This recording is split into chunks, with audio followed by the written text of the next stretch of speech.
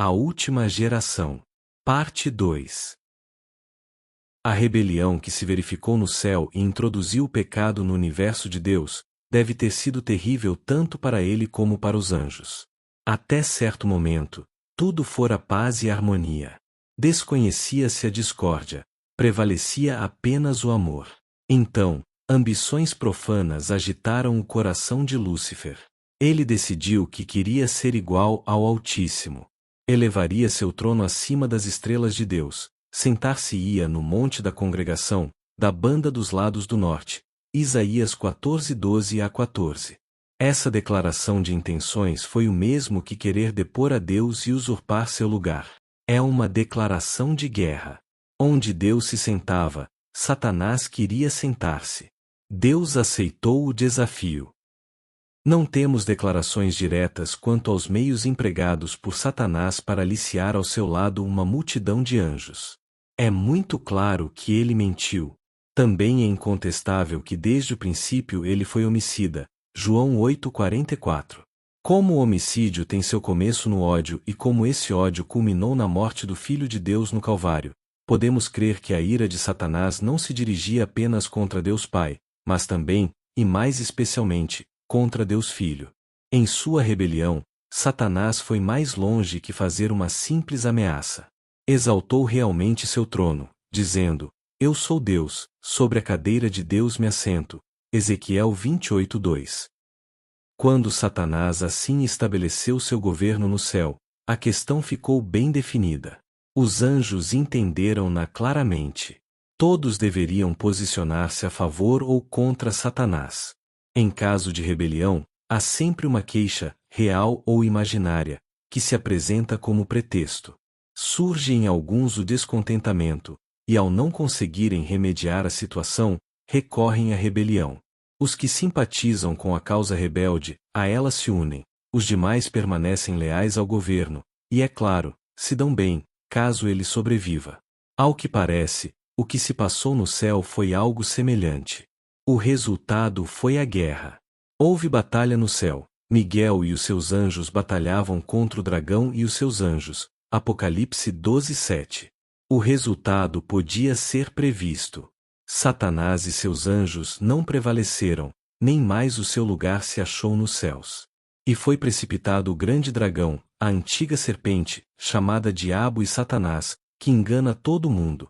Ele foi precipitado na terra, e os seus anjos foram lançados com ele. Apocalipse 12:8 e 9. Satanás foi derrotado, porém não destruído.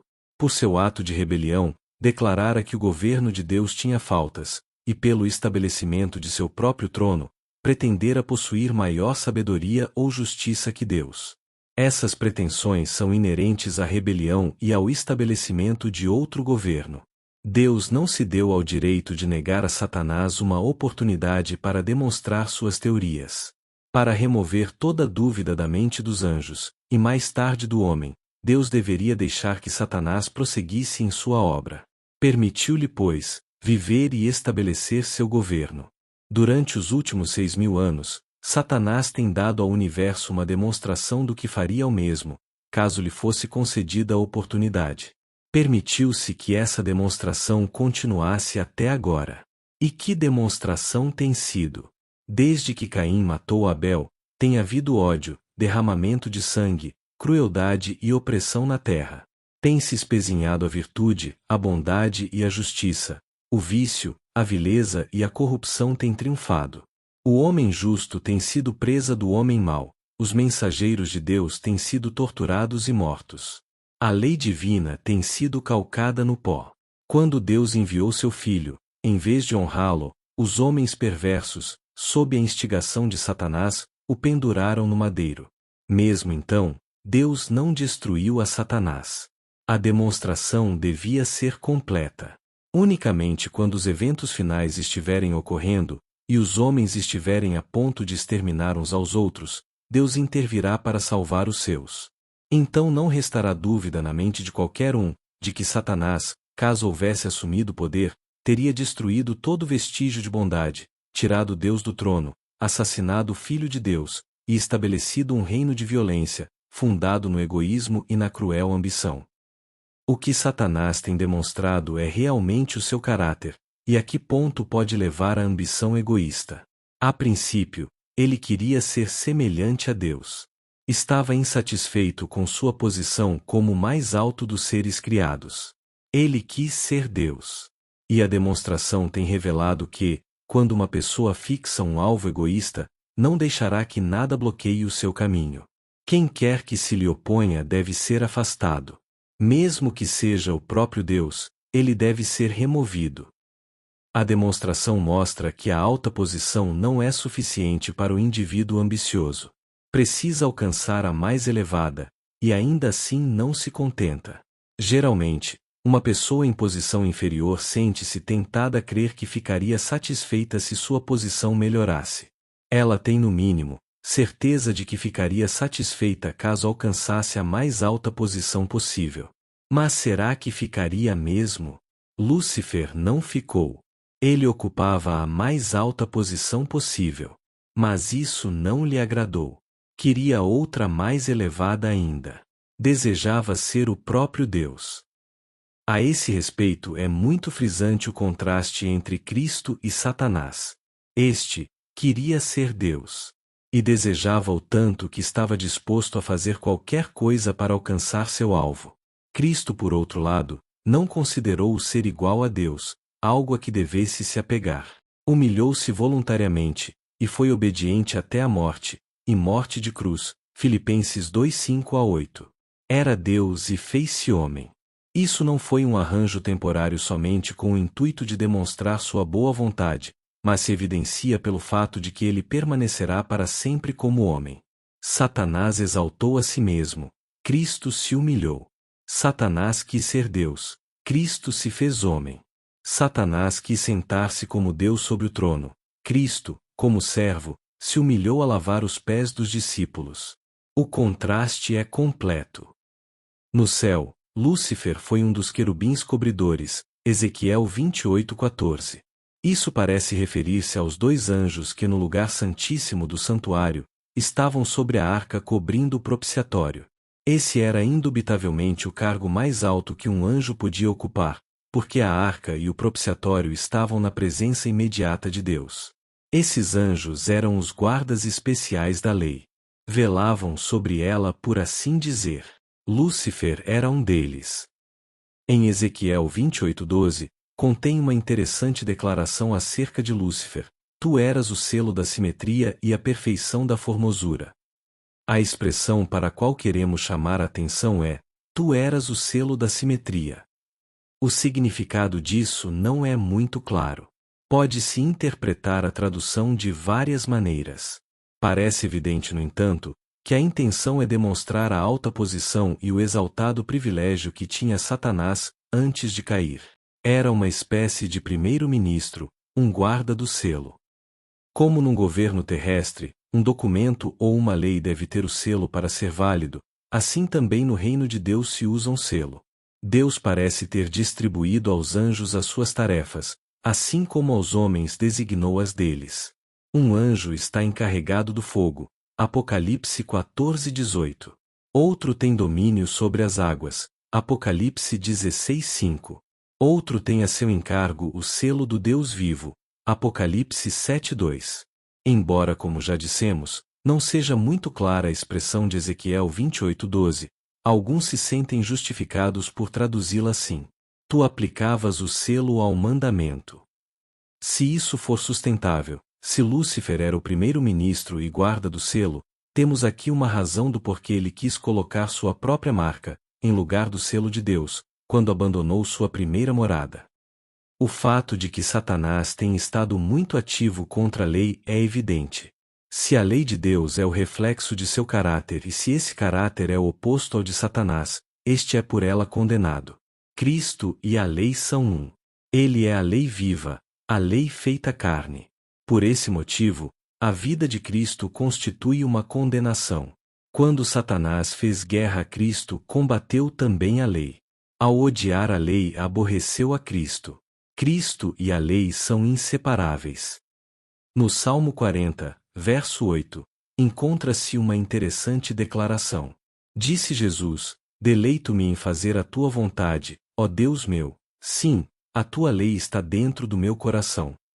Embora seja indubitavelmente uma expressão poética e não se deva levá-la demasiado longe, é interessante, no entanto, como indício da exaltada posição da lei. A tua lei está dentro do meu coração. Apunhalar a lei é apunhalar o coração de Cristo. Apunhalar o coração de Cristo é apunhalar a lei. Na cruz Satanás intentou isso. Mas Deus fez com que o resultado fosse o contrário. A morte de Cristo era um tributo à lei. Sua morte magnificou sem medida a lei e a fez honrosa. Deu aos homens uma nova visão de sua santidade e valor. Se Deus deixaria seu filho morrer, se Cristo se entregaria voluntariamente ao invés de anular a lei, se é mais fácil passarem o céu e a terra do que cair um jota ou um tio da lei, quão sagrada e honrosa deve ser ela. Quando Cristo morreu na cruz, ele havia demonstrado em sua vida a possibilidade de guardar a lei. Satanás não conseguira induzi-lo a pecar. Possivelmente não acreditava poder fazê-lo. Mas se tivesse podido levar Jesus a empregar seu poder divino para salvar-se, teria alcançado muito. Tivesse Cristo feito isso, Satanás poderia ter sustentado de que isso invalidava a demonstração que Deus se propunha a efetuar, a saber, de que o homem pode sim guardar a lei de Deus. Da maneira em que sucedeu, Satanás foi derrotado. Mas até o fim prosseguiu na mesma tática. Judas esperava que Cristo se livrasse, usando assim seu poder divino para salvar-se. Na cruz, tentaram assim a Cristo, salvou os outros, e a si mesmo não pode salvar-se. Mas ele não vacilou. Ele poderia salvar-se, mas não o fez. Satanás foi derrotado. Não podia compreender isso. Mas sabia que, ao Cristo morrer, sem que se houvesse podido fazê-lo pecar, estava selada sua própria condenação. Em sua morte, Cristo foi vitorioso. Satanás, porém, não desistiu. Havia fracassado em seu conflito com Cristo, mas podia ainda ter êxito com os homens. Foi então fazer guerra ao remanescente da sua semente, os que guardam os mandamentos de Deus, e têm o testemunho de Jesus Cristo. Apocalipse 12:17. Se pudesse vencê-los, talvez não ficaria derrotado. A demonstração que Deus se propõe efetuar com a última geração sobre a terra significa muito, tanto para o povo como para ele. Pode a lei de Deus ser realmente guardada? Essa é uma pergunta vital. Muitos negam que se possa cumpri-la. Outros dizem voluvelmente que é possível fazê-lo. Ao considerar-se toda a questão da observância dos mandamentos, o problema assume grandes proporções.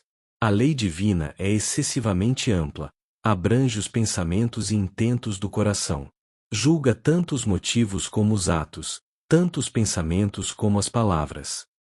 A guarda dos mandamentos significa completa santificação, vida santa, inquebrantável fidelidade e retidão, afastamento completo do pecado e vitória sobre ele.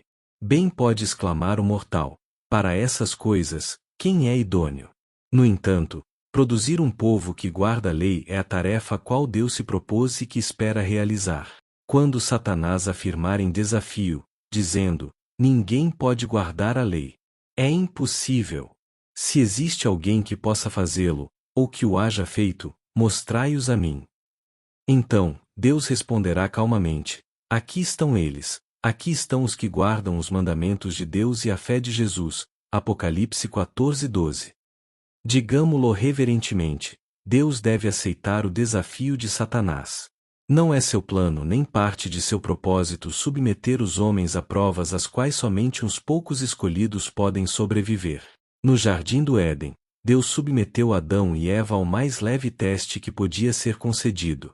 Ninguém jamais poderia dizer que nossos primeiros pais caíram porque a prova era demasiado difícil para eles. Era a mais leve que se podia imaginar. Se caíram, não foi porque a prova era dura demais ou porque eles não receberam forças para resistir-lhe. A tentação não estava constantemente diante deles. Não se permitia a Satanás molestá-los em todo lugar. Só podia ter acesso a eles em um único lugar, a saber, na árvore da ciência do bem e do mal.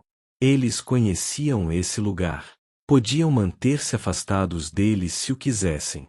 Satanás não podia segui-los a outros lugares. Se iam aonde ele estava, era porque queriam. Mas mesmo quando fossem examinar a árvore, não precisavam ter permanecido ali. Podiam ter se afastado. Mesmo que Satanás lhes oferecesse o fruto, não necessitavam tê-lo tomado. Mas tomaram-no e o comeram. E o comeram porque quiseram, não porque foram obrigados. Transgrediram deliberadamente. Não haviam desculpas. Deus não podia ter idealizado prova mais fácil.